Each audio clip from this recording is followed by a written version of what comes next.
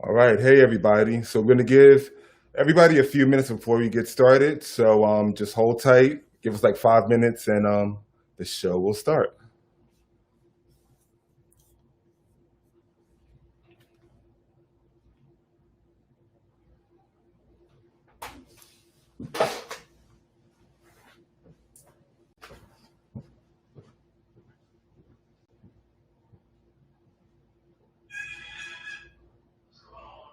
Refresh the link. Just refresh the link, please.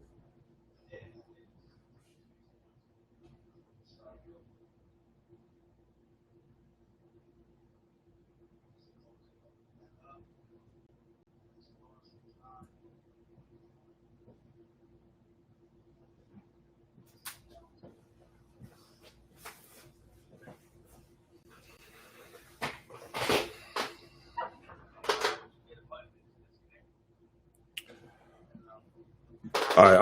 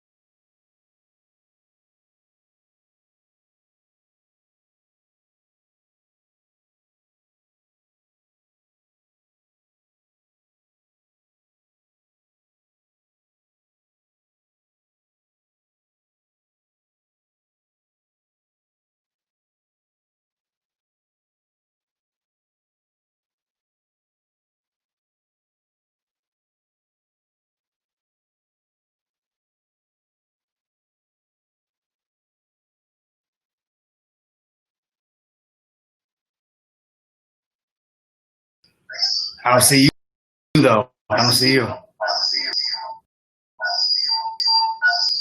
Swear. Hello.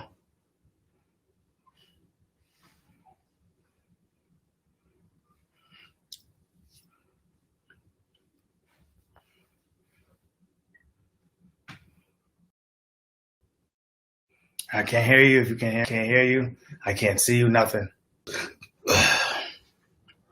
All right, everybody. So welcome to the online exhibit. We're going to give everybody a few more minutes to log on.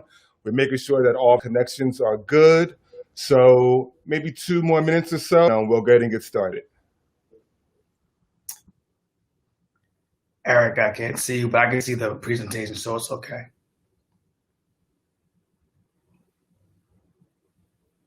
You can see me, Eric?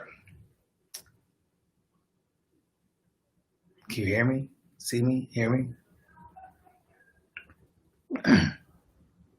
All right, everybody. So Paul Shinnery is on. I'm on. We're giving people a few more minutes to get started. We're making sure all things are great. You know how technology gets. So here we go. A few more minutes. Can you hear me? Can you hear me?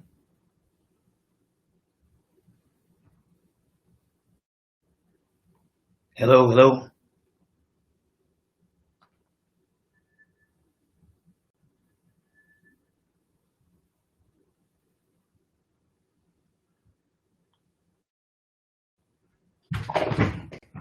Hello.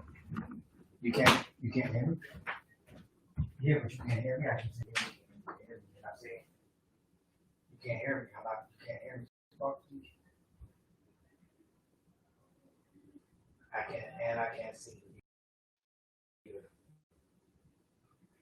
I can see it, but I can't see it.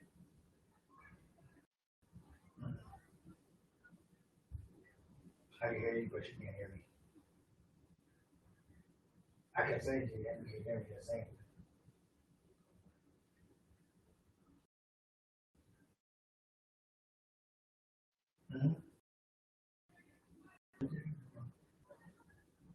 Why can't?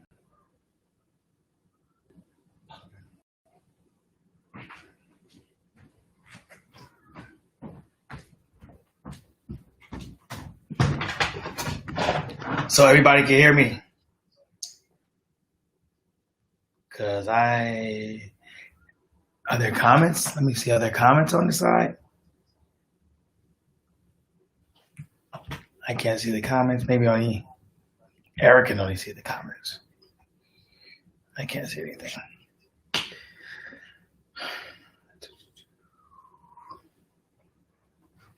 All right. So, Paul,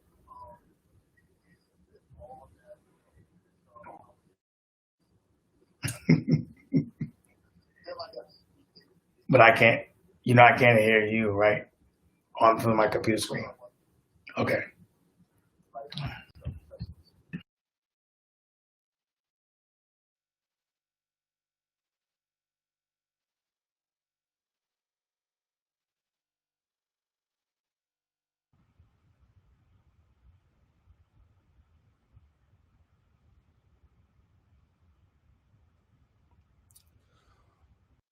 all right, we're going to do a quick sound check if everybody can hear. Hey, I see people coming on in.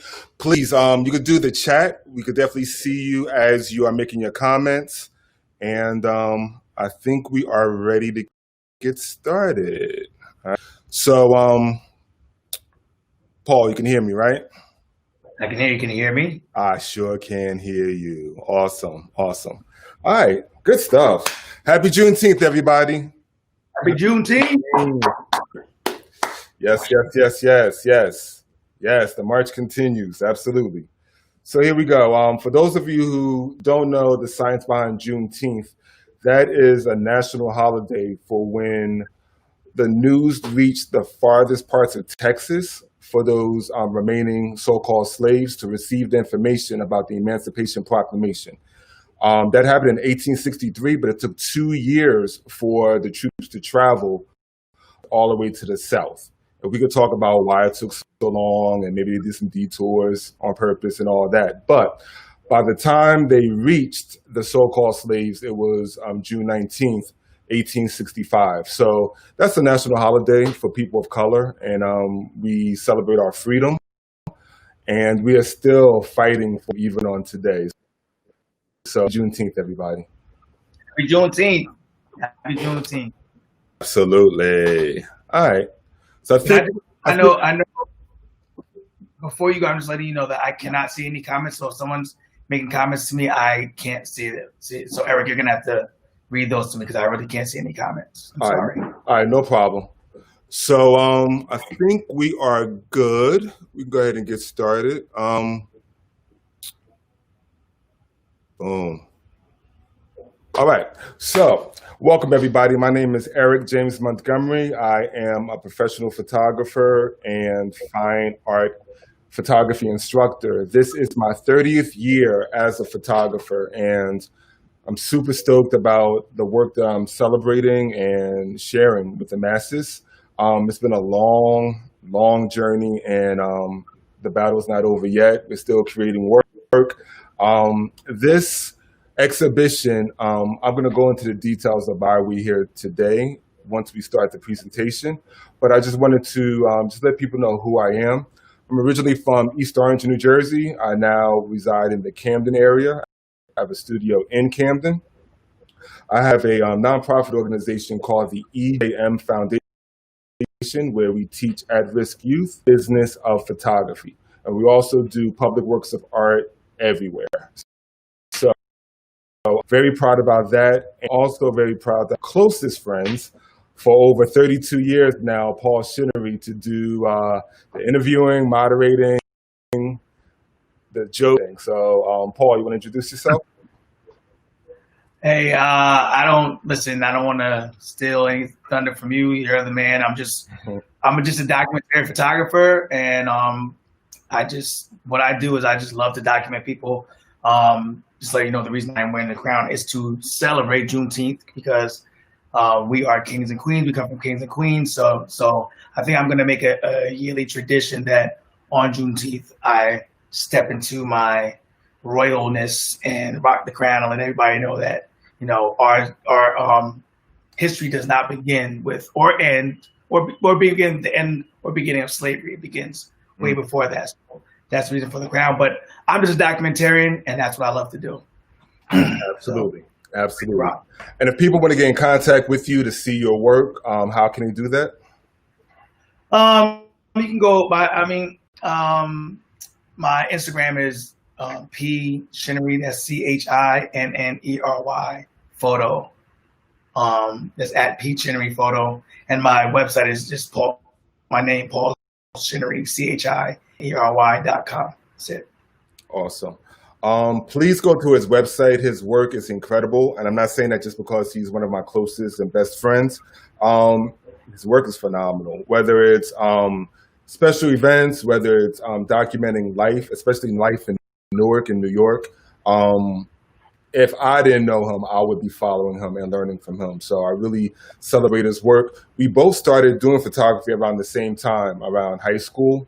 And that's when we met. And he hasn't been able to get rid of me yet. So yeah, here we go. All right, so here's the flow for tonight. We'll probably be on for about an hour, so it's not going to be too long. So I know people want to do a lot of other things, but I appreciate your time. But we will be talking about a lot of the work that I created for this exhibition called Red, White, Blue, and You. The flow is going to be where, as we go through the exhibit, it will cycle through various images. I'm going to talk about the title of that image, and I will also maybe expound on most of the images. Paul and I will go back and forth and just share some comments. And if anybody have any online comments in the chat, I'll try to monitor that as well and get that information. At the end, we're going to open it up to everybody I'm going to open it up to everybody where you have, that's where we could really go in deep. All right. All right, with no further ado, let's make this in. So I am now going to the exhibition. The size. All right.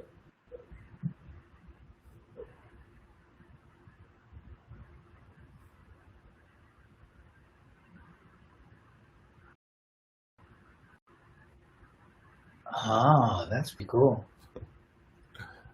Pretty nifty, Eric. Pretty nifty. Pretty nifty. Never seen this before. And of course, I'm trying to go full screen. It's not letting me. So hold on, everybody. Let me come back here for a minute. Love these technical difficulties. Uh-oh.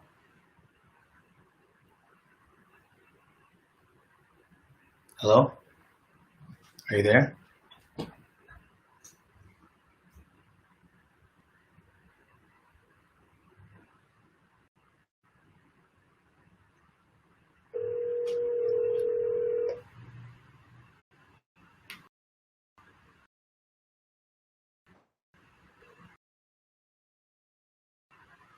Yeah. There. I'm saying anything. Can you see me? Oh.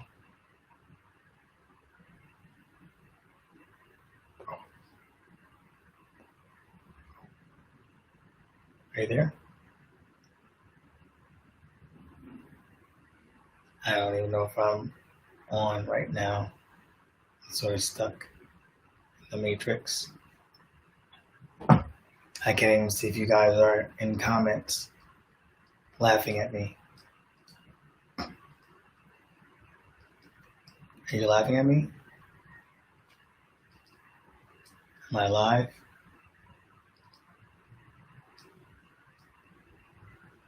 Paul, can you hear me? I can hear you. All right. so we're good. Just hold on for a second. Hold on for a second, everybody. Just having some technical difficulties. Paul, don't die if you don't see me. So oh, actually, if you could do this for me, if you could, what do I want you to talk about for a hot minute? About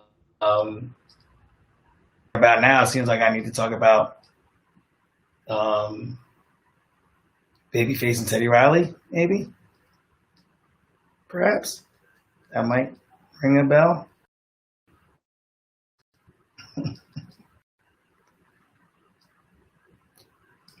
We could talk. I can't hear you if you're talking, but let's see. I could talk about. Yeah, well, the type of photographer that Eric is, if you can hear me.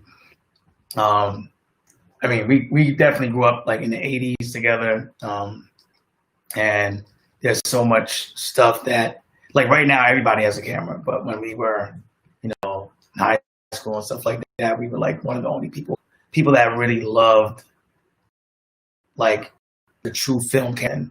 Everywhere we went, we had a camera. Everybody knew that we would always have a camera. And some of the stuff, me and him need to really sit down and go through all the pictures we have, because we probably have some. I mean, we're growing up when like hip hop was emerging, like we pretty much seen all our favorite hip hop live, and from the breakdancers, the graffiti to these great artists, and then started getting into like street photography and just really documenting people, and that is probably like, I think one of the things that me and Eric like doing the most, because we both love Gordon Parks, and he was known to really just capture people at like the essence. When you look at them, like you could see the essence of who they were, and like we kind of like held ourselves to that type of standard. So, like anyone could take a picture, right? But I take a photograph, like you photograph, you're like, wow, like it's like the person speaking to you. And we both have the type of mentality or the just the type of work ethic where it's like if we feel we could take a lot of pictures, but both of us will take a ton of pictures and be like, that's the one right there. And if we feel that energy, then it's it's cool, but it's really something about when we're documenting people that I feel like we do our best work. And Eric is also just taking his passion for people, and his exhibits are like amazing. So to see I see the gallery right now, just to finish up, just to see him like go beyond people and just take these concepts and have art galleries, art shows is amazing too. So I just love his progression as an artist, and seeing the things that he's able to as far as concepts. Thank you so much for that, brother. All right. So thank you guys for holding on. We are live, and let's go ahead and get started with the exhibit. All right.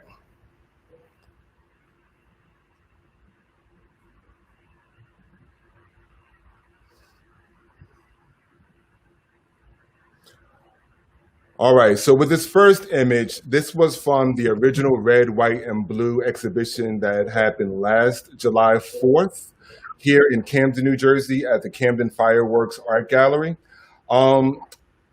You would have to see the actual exhibit to really appreciate the scale of what was happening. As you can see in the background, that's a 100 by 50 foot American flag. That's on loan from the Jerry Gansey Foundation. Huge thanks to Linda for allowing use several of his flags. And shout out to Jerry Gann and everybody who's connected to him. Love you, man. And there we had flags everywhere in that whole gallery. So they served as the backdrop for the images. Furthermore, if you look at the images, if you look very closely, they are actually hung, quote unquote, with actual nooses. So there was a noose on either side of the photo, which suspended the images off of the ground. And we'll talk more about the historical references to lynching and why I incorporate that with a lot of my photography as well. Sidebar, huge shout out to Chris McNeil, my set designer, art director. He helped me put everything together for that art exhibit, and he did a phenomenal job. So that is from last year. That image is from last year. But the purpose for the Red, White, Blue, and You 2020 exhibit is to further the exploration of the race, reconciliation, and rage that people are now dealing with in America. So I do that, I talk about that through my images. A lot of times when there are new events that are happening, I'm digesting it, and sometimes will germinate into an image that I will create, or at best, at least write down the idea to revisit later. So what we're going to see now is about 20 images or so, 15 from last year and about another 10 to 12 from this year. As we're going through the virtual exhibit, I will be expounding on each one of the images for a short period of time. Paul will be adding in any comments as he feels that he wants, and then we will have a lot of Q&A towards the end. So here we go.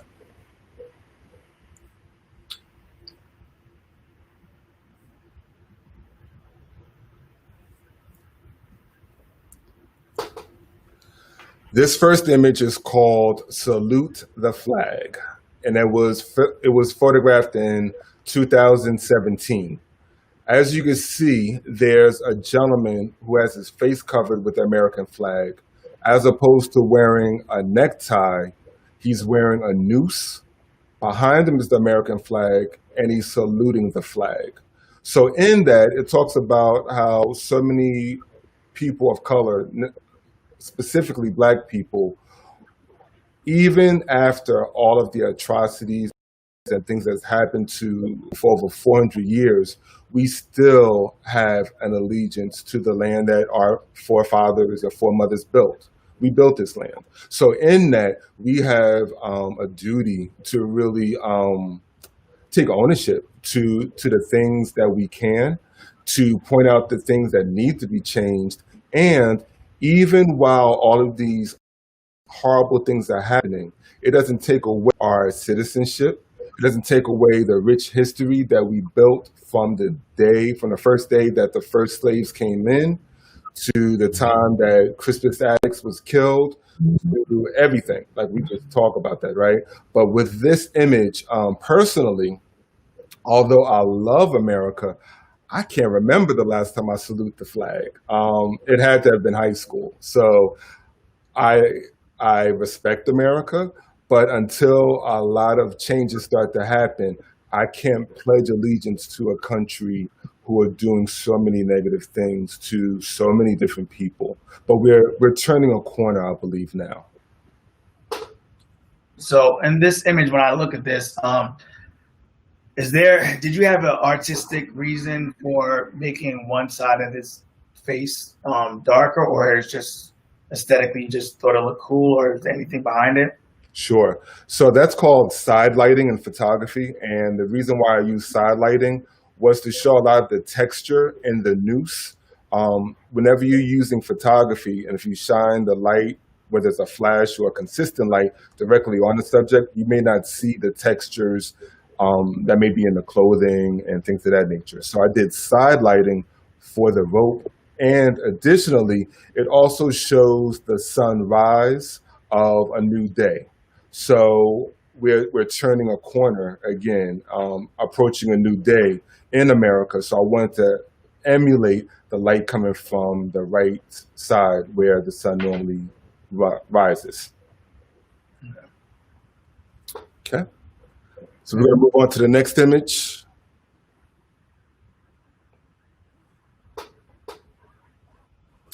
This image is called Whistling Dixie, and it's dedicated to, well, first of all, soak in the picture for a minute before I expound on it.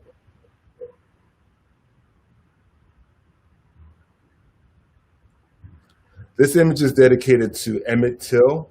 If you don't know the story of Emmett Till, he was a 14-year-old in 1955. Long story short, he went to go visit his family members down in Money, Mississippi. That was the name of the actual city, Money, Mississippi. And down to Mississippi, coming from Chicago, he hung out with his family, his cousins, and one day they were actually picking cotton for some extra money. And after they finished their work, they went to a general store that was ran by a Caucasian lady. And this is where the story gets real muddy. It splits in three different ways. One side says that he whistled like a wolf whistle, like that. Another story says that he actually grabbed the lady's arm. And another story says that he was flirting with her, saying some obscene things, right? Out of the three, I'm leaning more towards the whistle, if anything. But what happened was, whatever happened, he left the store. And 2 days later, in the middle of the night, the woman's husband and her brother came to the house and snatched up Emmett Till. They beat him horribly, gouged out one of his eyes, lynched him, and then took barbed wire and wrapped it around a huge industrial fan and threw him into the river. It took 2 days for them to find the body. Emmett Till's mother, as opposed to having a closed casket, she brought the body back up to Chicago and had an open casket funeral. And mind you, this is before Instagram, before social media, before any of that. So the main ways that we communicated and got our information was from newspapers. So every newspaper around the world showed that image of Emmett Till's disfigured face. And to me, the real start of the civil rights movement with that image. And as a photographer, it really resonates with me because it speaks about the power of imagery. So salute to Emmett Till's mother. But in this image, we see a young man who's playing the role of Emmett Till. And you can see that there's musical notes escaping out of his mouth as he's whistling. But on the end, you see a man who is actually lynched. That last note, that death note, is what happened to him. So although Emmett didn't realize what was going to happen to him 2 days later, because let's say he did whistle at somebody, so what? That doesn't warrant him dying over a whistle, right? So I wanted to create an image that told the history of how he got to that point in one image.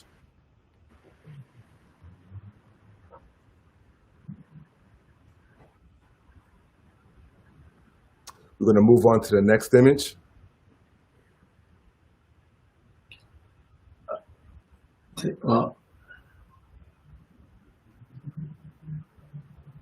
All right, this image is titled Ode to Mike Brown. Ode to Mike Brown. As we see in this image, we see what looks to be a young man directly in the middle of a street. In his right hand is a graduation cap, and covering his body is the American flag. Mike Brown was killed by a police officer a few years ago, and the story is real muddy. The officer said that Mike Brown reached into the cop car to try to grab his gun. I'm from the hood. Paul's from the hood. We've never seen anybody reach into a cop to grab a gun off of a police officer. You just don't do that, right? So that's far-fetched. But what did happen was Mike Brown was shot several times, and most of the shots was when his back was turned after his hands was up.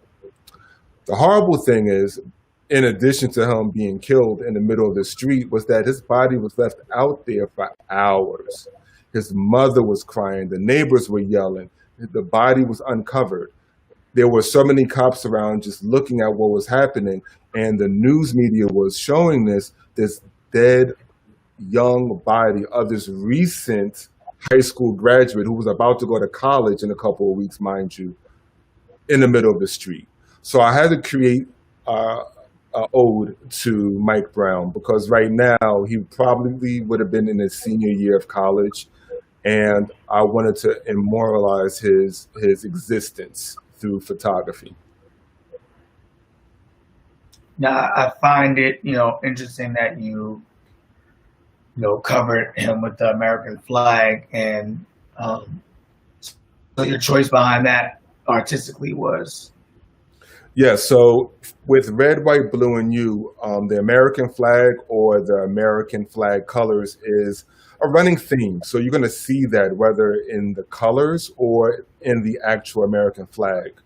So with Mike Brown, when he was covered with a plain green cloth that came out of some cop's car.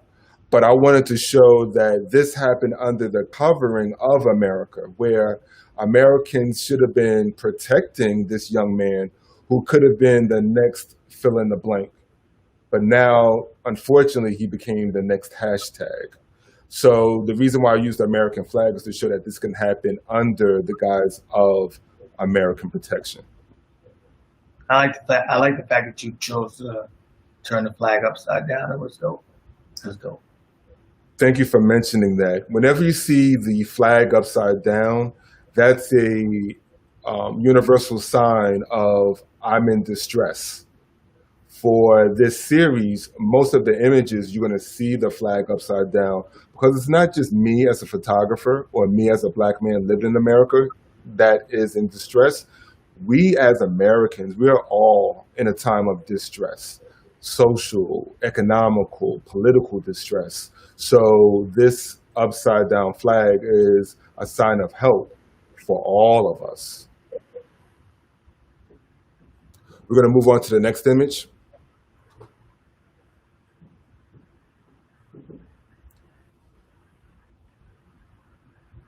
Okay, that's strange.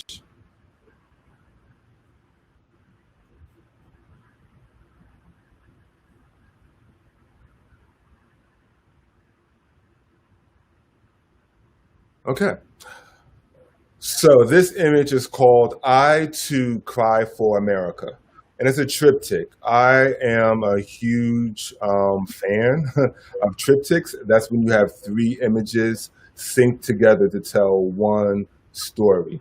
So in here, you see three different individuals crying under the blindfold of America. So for me, as somebody who studied American history and African American history, there's a lot to cry about. And a lot of times, because of the life that we live, our tears aren't always visible. We may not always visibly show the frustration or the angst or the worry that we're dealing with, but just know that we're really touched and we're impacted by all of the things that not only our people are going through, Black people are going through, but all Americans. So we're not one-sided that it's all about us only, right? That's so small. But in the season that we're in right now, we're really focusing on Black lives because we more than matter. Our lives count. And every time I hear of somebody passing away or somebody who doesn't have enough food to eat because of food insecurity or for somebody getting inaccurate education, that hurts me. And this resonates with the images here because I too cry for America.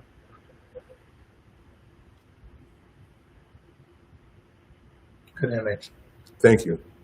Thank you so much. Okay. So there's, again, some technical difficulties, but we're going to plow through it. As I'm clicking on the image, sometimes it's starting me back over. So if you'll just be patient with me, I really appreciate it. All right, so this image is called Made in America, and it's a play on words. Made, M-A-D-E, and Made, M-A-I-D. This was created in 2019. What we see on the left-hand side is a made man, a man with wealth and stature, and he's walking across the American flag. dragging the dirt that he did over and onto the American flag. But at the same time, on the right-hand side, you see a black woman who is cleaning up his mess. And it seems like over the centuries, that seems like that's been happening over and over again at the same time. This image really hits home for me because one of my aunts and my grandmother down in Alabama, they were domestics, housekeepers. So when I would go down south in the summer as a child, I would watch them clean people's homes. And even as a child, it just didn't sit right with me. Them for providing for themselves for an income and things. But there was just something that just didn't resonate, that didn't feel right for me. And I could share a lot of stories that really go deep. But that image of my aunt and my grandmother with their apron and their dress, cleaning up after other people, taking home people's leftovers, even when they didn't want to, upon the insistence of others saying, no, take the food home. You know you need it. And I'm a child listening to this. I'm like, okay. But watching my grandmother throw the food away once we got home, showing me in nonverbal ways how to protest. So I wanted to create an image not only to show what is happening at the same time between maid and maids, but I also wanted to create an image in honor of my grandmother who passed away quite a few years ago as well. This picture like resonates with me because I just always found it really ironic how when when we were young, we used to watch like groups and stuff like that. Like this white slave, like, you lazy nigger. And you'd be like, all right, well, you're in the shade sipping lemonade. And they've been working like since sun up in the sun, doing every piece of thing that you don't want to do. And, it's just like shows, and we literally built this country. Sure. And we've cleaned up much, and we've done so much work. And it's like, and it's almost like they half-assed it, like, I'll step in dirty this rug, you clean it up. It's like, it's such a, like, to me, the image is really ill because it just kind of just puts it all in just one, a picture's worth 1,000 words. And this is one of those pictures that pretty much says it all to me. It's really great. Thank you. Thank you so much. Thank you. Absolutely. We're going to move on to the next image.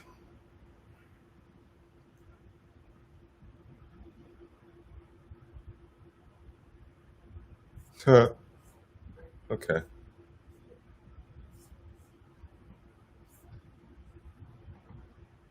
You didn't tell me you have any pictures of Donald Trump in here.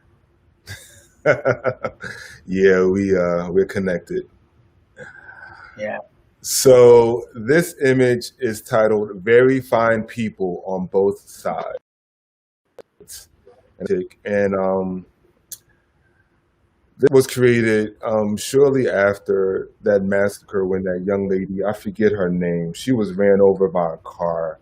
I'm sorry, her name escapes me right now. But shortly after that that rally, and there was a lot of Klan members, there was a lot of neo-Nazis there, and the media was really putting a lot of pressure on this current president to speak out against what was going on. And what happened was, at first he said a few things that went against him, but then the very next day he said, well, they're very fine people on both sides. It's like, really? So in that, I wanted to show a Klan member on the left-hand side, on the right-hand side, a neo-Nazi, and in the middle, I'll let you guess who that could be. All three are wearing the same American flag Klan hood. Those are actual patches of Klan members and neo-Nazi. And I had to actually go on the internet, and I found this dark website where it was for neo-Nazis. And I used a fake web address, email address. I'm like, I felt like it was like Black Klansman. It was crazy. So long story short, I said, yeah, I would like to buy some of your patches, X, Y, and Z. Paid the $10. He sent me the patches. And in the letter, in his response, he was like, I really appreciate people like you supporting the cause and yada, yada, yada. And it was just so surreal. And then when I got the package, there was also a pamphlet that had a lot of derogatory images. It had Barack Obama, President Obama, as a monkey on the cover, and just a lot of Wow. negative images. And I still have it, right? So eventually I'm going to mail the person this image and say, hey, thanks for the patches, right? But here's the images. And if you didn't know, in the middle, that OK sign, yeah, it stands for OK, like everything's all right. But that's also a universal sign for the Ku Klux Klan, KKK, 3 Ks. So sometimes you see people going like this, or you'll see it upside down. It's a very subtle way to show their allegiance to that organization. Wow. I do like how you have the subtle in the back, the red, white, and the blue as well too. It's a nice touch. Thank you. So with that, I use some gels. I use a red gel and a blue gel, and in the middle, we just went with a simple white background. But thank you. And I. All right. Next image.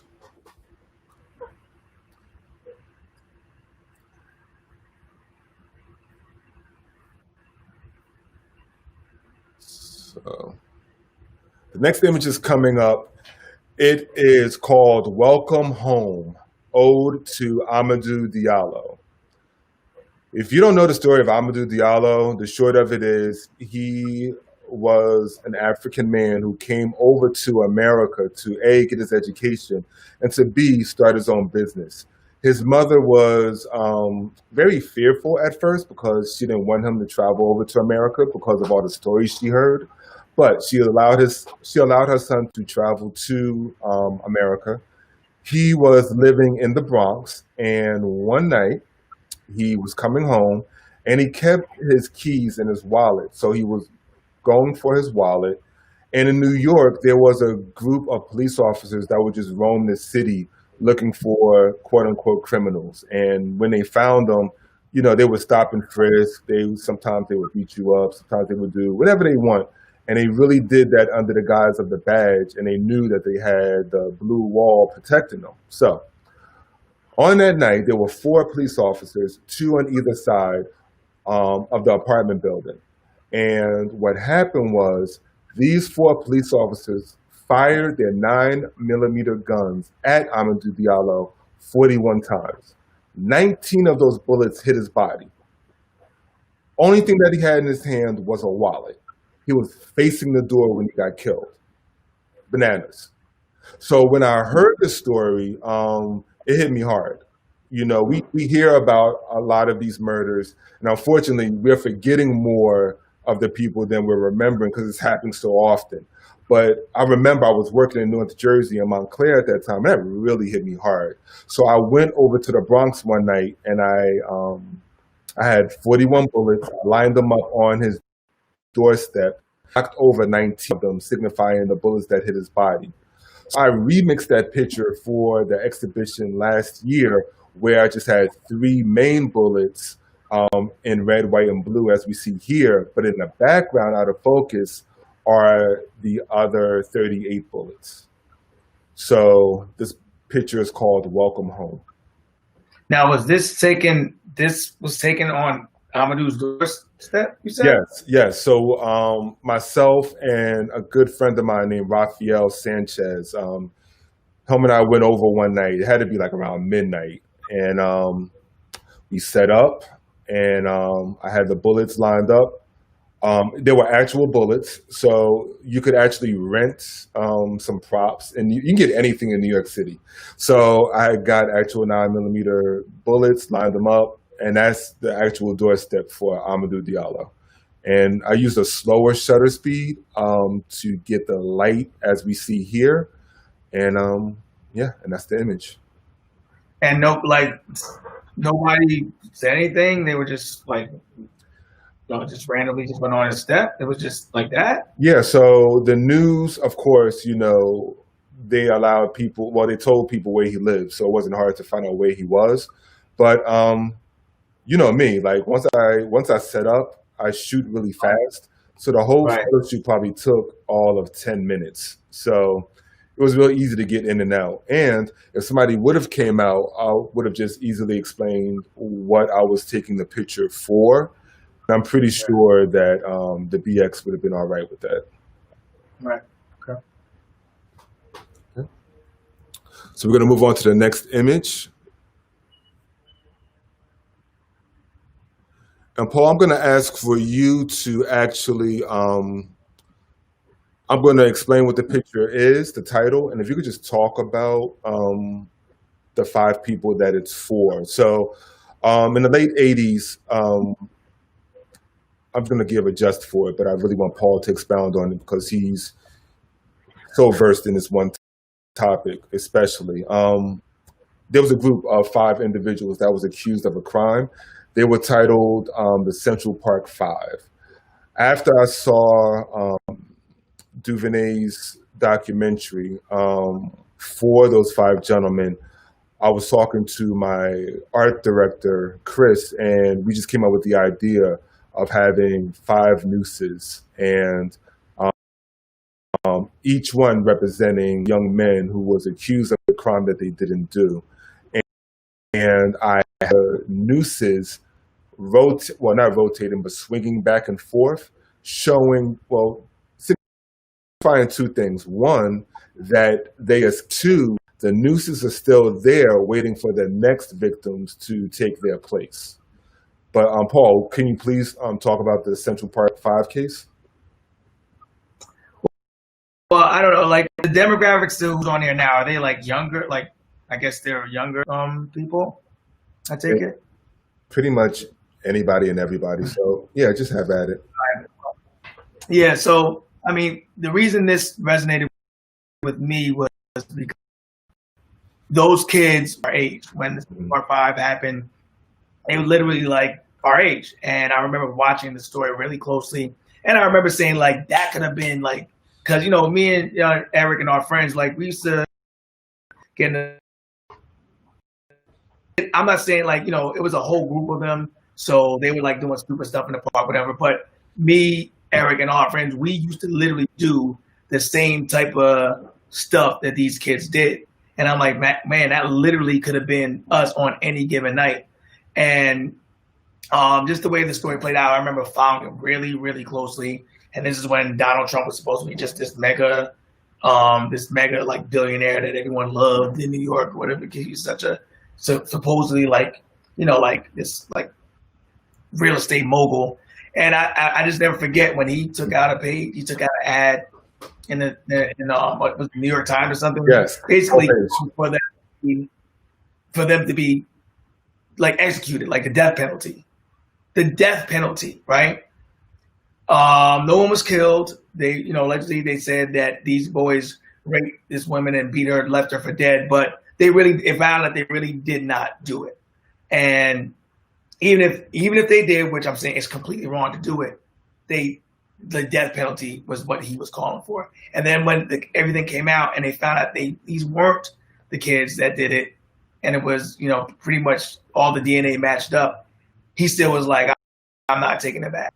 And this is like in the 90s, late 80s, early 90s, and it just shows who he was then. But just the whole story was just so sad, and it basically was just a heartbreaking story to watch. We literally watched it with our own eyes. But then when the movie came out, it's a backstory about what happened in jail, which is another heartbreaking story. And if you haven't watched it, you should really watch that movie and documentary. They're both really good. Absolutely. So this is a great image. Yeah, so please, I believe it's on Netflix, When They See Us. Phenomenal. And the last part, that young actor did an incredible job. So definitely watch that so you could be informed about what happened to these 5 young men who are still suffering from PTSD. So although they're free, and some people are saying, oh, well, they got paid, there's not a dollar amount that can give you those years that you lost. And all of the things that happen to you when you're in jail, there's no amount of money that could repay for what these 5 young men went through. So the exonerated 5. And real quick, I Yeah. saw the Spanish guy when I was at I think it was the Eric Garner rally in New York. Yes. And I saw a Puerto Rican dude, and we made eye contact, and I realized it was him. And I just said, basically, but I said what's up, and he said he knew that I knew who he was, and it was just I was like, wow, he's not a celebrity, but just to see him in person and him at the rally, it was just real dope to see him, man. But I want to blow up the spot, oh, you're a dude, but it was just dope to have that personal, eye contact with him. Yeah, I heard that he's really, really humble.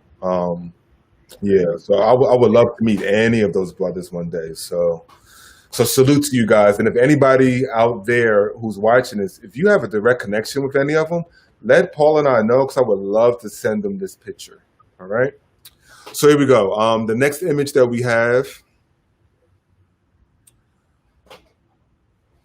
This image is called Next. And the brother that's the subject of that photo is a old graffiti friend of mine.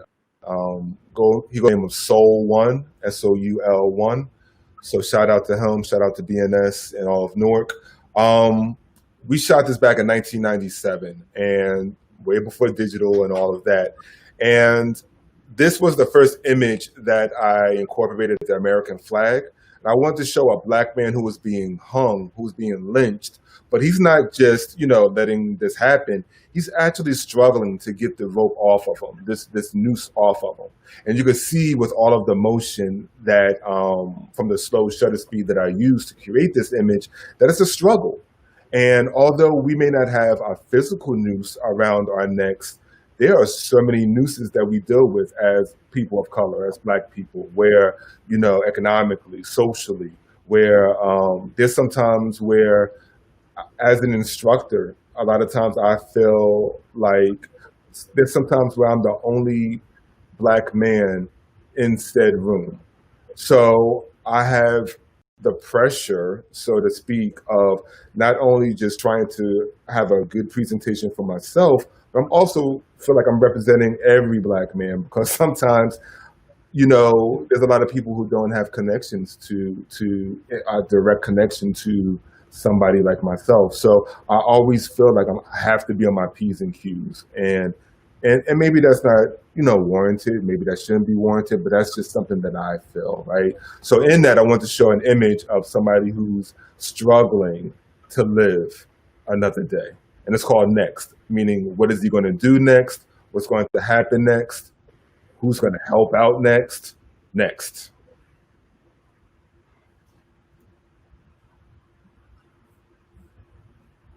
For those of you who are leaving comments, I'm going to double back on the comments towards the end.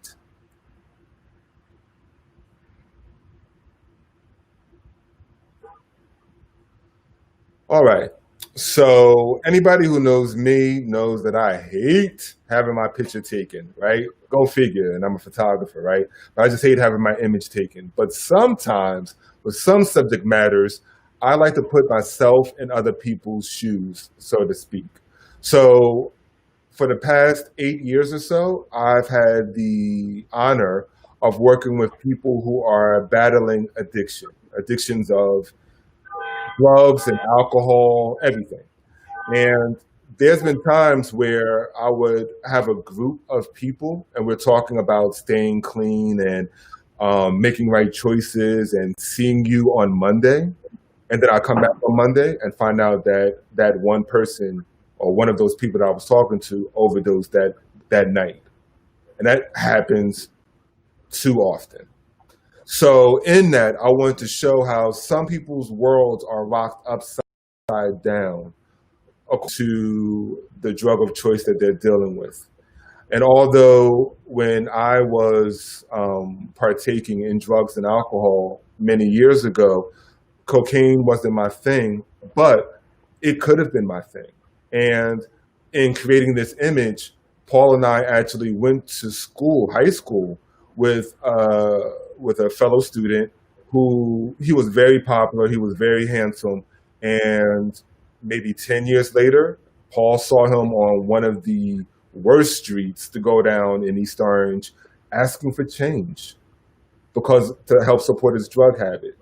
So it hurts. It hurts. So I want to show again. I want to show an image of how this battle for sobriety hits home, even when it doesn't affect me directly because I'm not using drugs and alcohol anymore.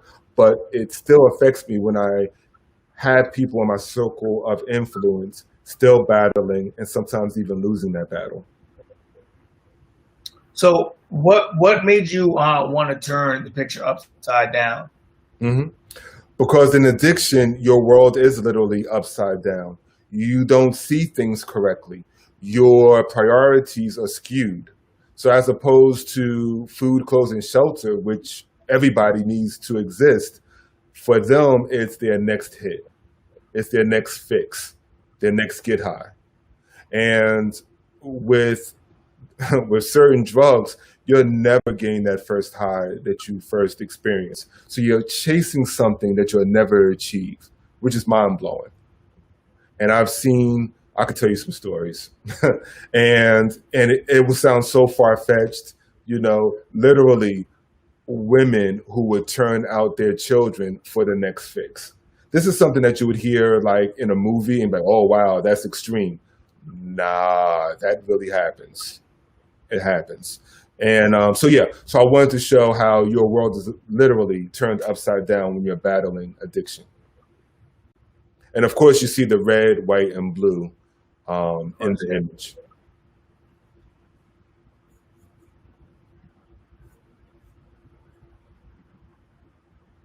I wish I could see some of the questions in the chat because Yeah, I don't want to really.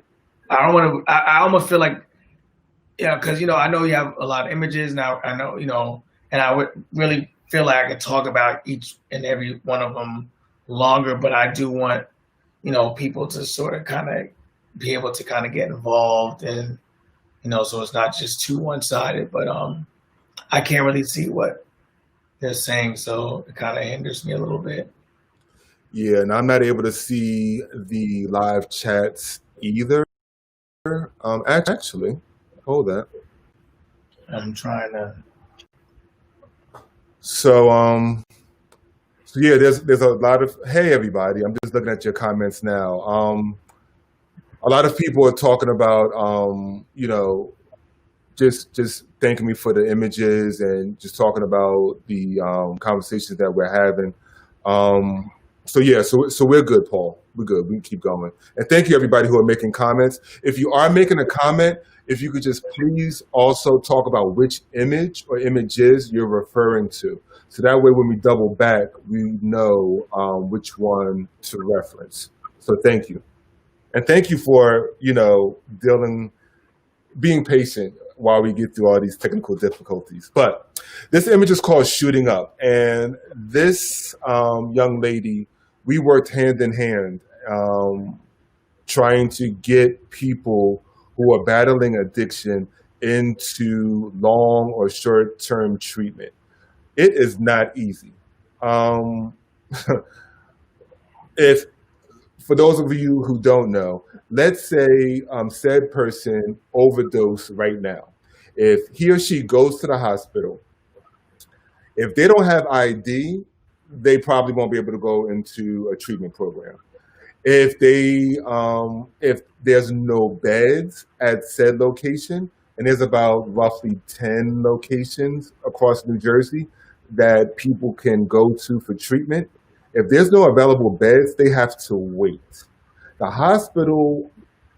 Most hospitals won't keep you longer than a few hours once you become conscious again. They'll give you a sandwich, they'll let you wake up a little bit, and they'll send you on your way. And I've been in some hospitals, especially Cooper Hospital, where I've seen people overdose. They would get Narcan, which is a reversal drug to regain their consciousness. They would say, oh, man, I'm all right. Go to the bathroom, take another hit, and pass out again. And it wasn't like every once in a while, that happened often. So the struggle to get people into these treatment programs is not easy. So in that, I want to show somebody who was actually shooting up. And that's an actual needle. And as opposed to using a regular belt, I used an American flag belt to show that this is an American epidemic. When crack really exploded in the early 80s, early to mid 80s, it was a black problem. It was a Puerto Rican problem. But now with opioids, now it's a universal problem. And there's so much money that's being flooded into treatment programs and all of that. But I just find it very weird and racist that 30 years ago, so many people of color couldn't get the same treatment because of the war of drugs. And the war on drugs was actually a war on people of color to maximize their stay in jail or to really just keep them buried under the drug of choice that they were dealing with. So this is called shooting up. Hmm. Man, I've seen this. And it's crazy that when you, it's just a really, really sad sight. Really, really sad. You're like, I mean, you just feel me like the fact that a person just like they have to have like I remember was the Lady Sings the Blues. Yeah. You know, just that acting that Diana Ross, which was absolutely amazing of her being on heroin.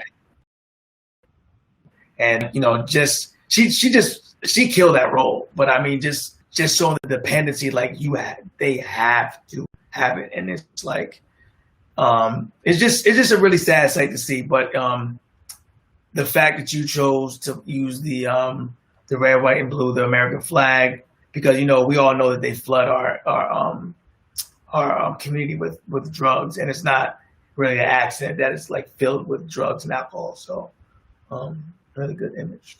Thank you for that.